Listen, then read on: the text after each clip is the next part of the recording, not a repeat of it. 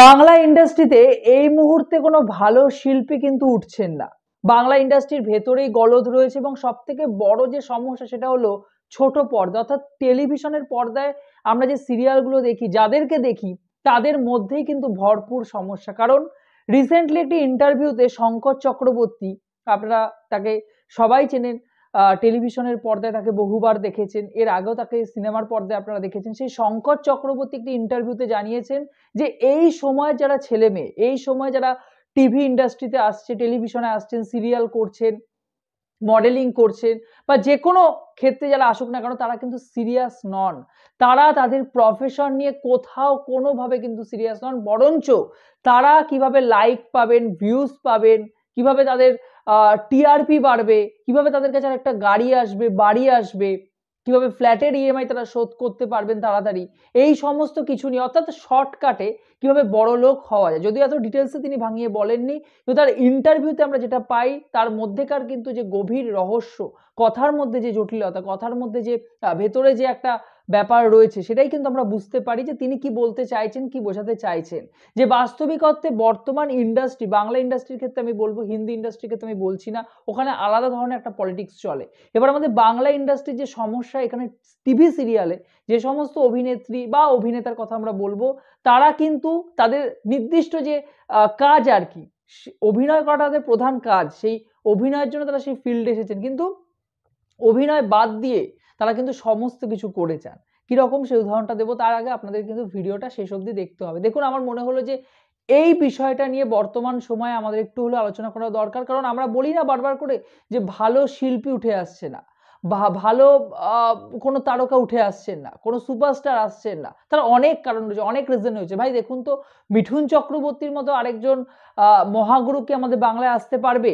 আসতে পারবে না। প্রসেনজিৎ চট্টোপাধ্যায়ের মতো একজন অভিনেতা, মানে আপনি ভাবুন, একটা মানুষ এত বছর ধরে ইন্ডাস্ট্রিতে কাজ করছেন, তার বয়স হয়ে গেছে এত, তাকে দেখে আপনি বুঝতে পারবেন। বরং তার পাশে যদি নতুন কোনো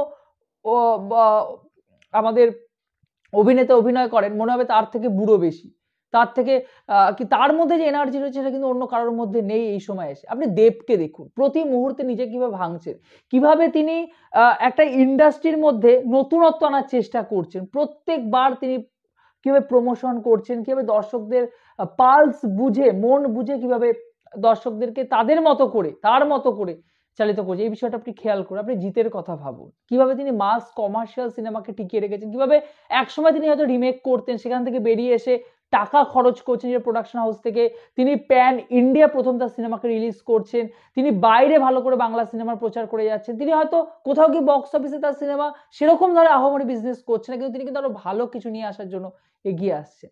আজকের ছেলে মেয়েদের মধ্যে কি সেই ব্যাপারটা কোথাও রয়েছে? আজকের নতুন অভিনেতা অভিনেত্রীরা তারা রিলস করতে বেশি ব্যস্ত, তারা 500টা 1000টা লাইক কুড়ানোর জন্য বেশি ব্যস্ত হয়ে পড়ছে। তাদের কাছে ওই তাদের সিরিয়ালের মুখ একটা হয়ে ওঠা, সেখান থেকে বড় পর্দায় উঠে আসা, এই যে জার্নিটা, এটা যেন তাদের কাছে কোনোভাবে ইম্পর্টেন্ট নয়। তাদের কাছে কি ইম্পর্টেন্ট? তারা কি করছে কাজের ফাঁকে? শঙ্কর চক্রবর্তী নিজে বলছেন যে যখন আমরা কোনো স্ক্রিপ্ট পাই, যখন কোনো একটা শিডিউল আমাদের চলে, যখন অভিনয়ের জন্য আমরা যাই, ফ্লোরে যখন যাই আমরা, সেই জায়গাটাকে আমরা মন্দিরের মতো পুজো করি, এবং আমরা যখন যাই তার আগে আমরা প্রত্যেকবার ওই স্ক্রিপ্টটাকে ভালো করে পড়ি, ওই চরিত্রগুলোর মধ্যে ঢুকে পড়ার চেষ্টা করি। কিন্তু বাস্তবিক অর্থে এখনকার ছেলেমেয়েরা বা এখন যারা নতুন শিল্পী উঠে আসছেন, তারা কিন্তু কোনোভাবেই সেই স্ক্রিপ্টটাকে পড়েন না। তারা মোটামুটি করে চেষ্টা করেন তার কাজটা কমপ্লিট করার, এবং তারা কি করছেন না, ফ্লোরের মধ্যে বয়স্ক যারা রয়েছে তাদেরকে রেসপেক্ট করার পরিবর্তে তারা রিলস তৈরি করছেন। যে রিলস তৈরি করে তারা ভাইরাল হতে চান অনেক তাড়াতাড়ি, যে রিলস তৈরি করে, এবং এই যে রিলস তৈরি হয়, বাস্তবিকতা রিলস যে তৈরি করে, এই বেশিরভাগ রিলসেরই কিন্তু কোনো মাথা মুন্ডু নেই। মানে আপনিও বুঝতে পারছেন না কেন তৈরি করা হচ্ছে, আমিও জানি না আমরা কেন রিলসটা দেখছি। কিন্তু যে শর্টস আর রিলসের মধ্যে কিন্তু পার্থক্য রয়েছে, আমি আগেই বলে দিচ্ছি।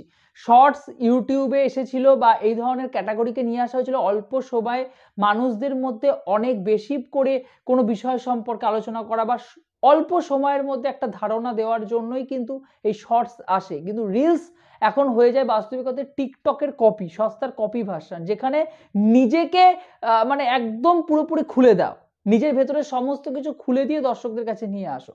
তোমার কোনো মান সম্মান থাকলো কি থাকলো না কোনো দরকার নেই। তোমার যদি 1 মিলিয়ন ভিউজ হয় তাহলে কিন্তু তুমি সেখানে পপুলার। তুমি কিন্তু সেখানে সবার চোখে হিরো। তুমি কিন্তু সেখানে সবথেকে বেশি পরিমাণে তুমি কি বলবো ফেমাস আরকি। ফেমাস শব্দটা এখন প্রচন্ড পরিমাণে ইউজ হয়, ফেমাস আরকি। ফেমাস হয়ে যাবে। কিন্তু বাস্তবিক অর্থে একজন শিল্পীর যে কাজ, একজন শিল্পী কেন অভিনয় করেন সেই সত্তাটা কিন্তু নিজের মধ্যে থেকে নতুন ছেলেমেয়েরা হারিয়ে ফেলছে।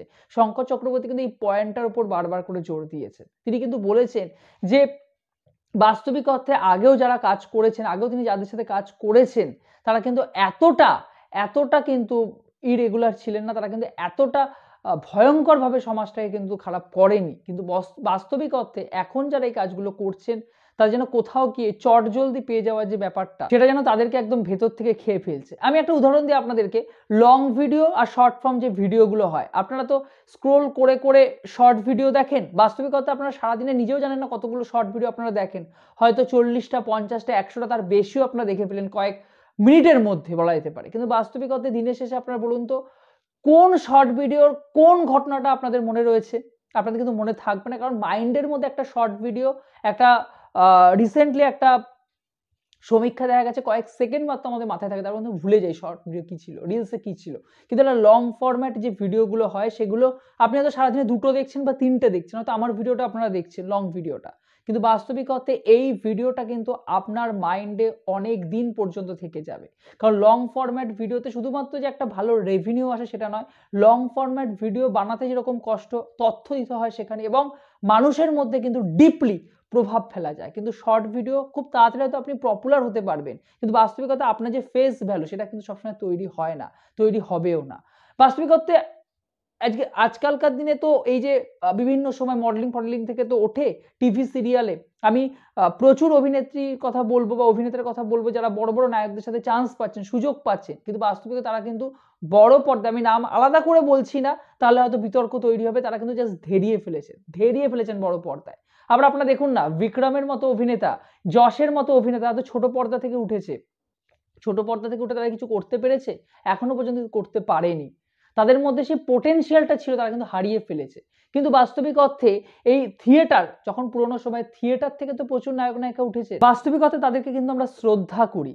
কিন্তু আপনি ভাবুন একবার, যারা আজকের দিনে থিয়েটার তো নাটক তো ভুলেই যান, যারা এই মডেলিং থেকে বা খুব চটজলদি তারা ওটিটি প্ল্যাটফর্মে কাজ করে যে সমস্ত জায়গা থেকেই হোক না কেন উঠে যায়, দীর্ঘদিন মানুষের মধ্যে তারা প্রভাব বিস্তার করতে পারে, তারা কিন্তু কখনোই পারে না। আমি সবসময় বলি যে নিজের কাজকে, নিজের যে প্যাশন আর কি সেটাকে ভালোবাসুন এবং যোগ্য ব্যক্তিদেরকে সম্মান দিতে শিখুন এবং নিজের কাজটাকে ঠিক মতো আপনারা করুন। কারণ দেখুন, আমি জ্ঞান দেওয়ার কেউ নই, কিন্তু আমার মনে হয় যে শঙ্কর চক্রবর্তীর মতো একজন মানুষ যখন এই পয়েন্ট অফ ভিউ দিয়ে বা তার নিজের যখন পয়েন্ট অফ ভিউ দিয়ে আলোচনা করেছেন, যখন এই দৃষ্টি এই বিষয়টা যখন একটা তার যখন ক্ষোভ সৃষ্টি হয়েছে, তাহলে বলতেই পারি যে অবশ্যই বাংলা ইন্ডাস্ট্রির মধ্যে কিন্তু কোথাও না কোথাও গলদ রয়েছে, যার ফলে ভালো অভিনেতা বা অভিনেত্রী কিন্তু তৈরি হচ্ছেন। এবং দেখুন না, অম্বরীশের মতো এত ভালো একজন অভিনেতা, তিনি বলছেন যে সোশ্যাল মিডিয়া আমি অ্যাক্টিভ নই, কারণ সোশ্যাল মিডিয়া করার মতো বাজে সময় আমার নেই, এবং আমার মনে হয়েছে যে আমি যে কাজটা করছি সেটা করার জন্যই আমার